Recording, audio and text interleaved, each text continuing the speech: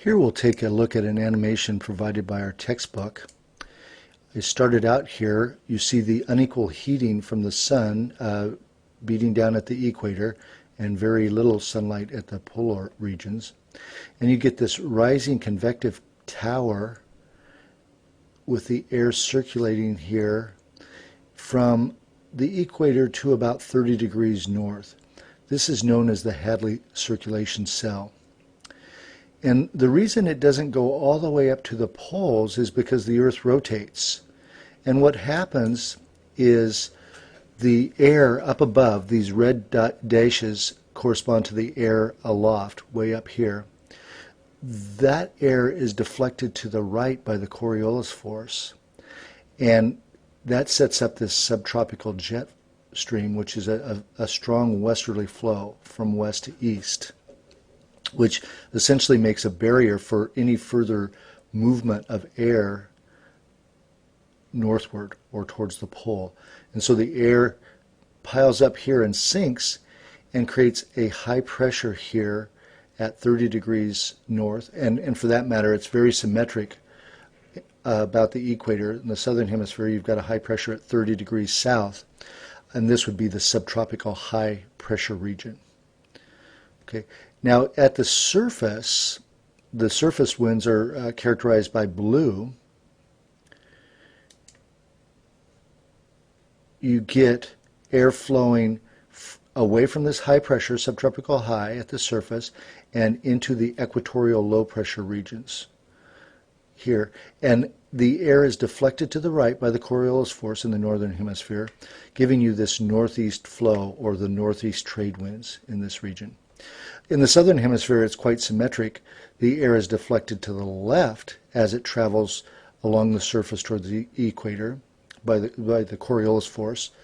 It's deflected to the left, and that gives you southeast trade winds. Okay, at the surface, the airflow is away from this high pressure, subtropical high, and that's deflected to the right, giving you a strong westerly flow here at the surface. Okay, this is the westerly wind belt, and the United States, the lower 48 at least, is primarily in this westerly wind belt. The tip of Florida may be down here, but the contiguous U.S. is primarily in the westerly wind belt. The polar front is a line separating the very cold air mass in the polar regions from the warmer air to the south of it. And it's typically at about 60 degrees in the winter months. In the deep winter, it may come down a little bit further south, and sometimes even here in Vancouver, Washington, we get a blast of polar air coming down, and so it comes down as far as us sometimes. And in the summer months, it disappears completely because in the summer, the sun heats the northern hemisphere much more evenly. So winds and storms are not nearly as intense in the summer months.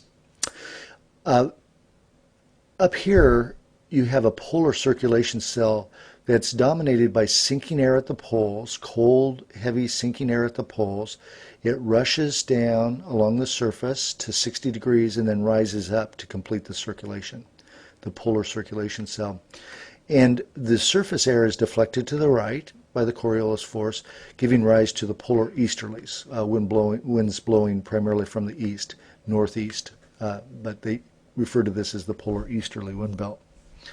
The polar jet we'll look at more, but it's up high near the tropopause, the boundary between the troposphere and stratosphere, and it flows very rapidly, in excess of 100 miles per hour sometimes, and meanders quite a bit. This is not showing the true amount of meandering that's possible with the polar jet.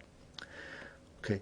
The other thing that we can look at is we can turn labels on here and get all sorts of information, but the subtropical highs, the northeast trade winds, the intertropical convergence zone, where the northeast trade winds meet the southeast trade winds. That's a convergence zone. The other thing I should mention is that there's lots of storms here, thunderstorms. This is the rainiest part of the world by far along the intertropical convergence zone, and that follows the sun somewhat.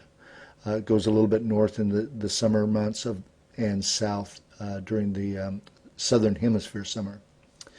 This area also is referred to as the doldrums.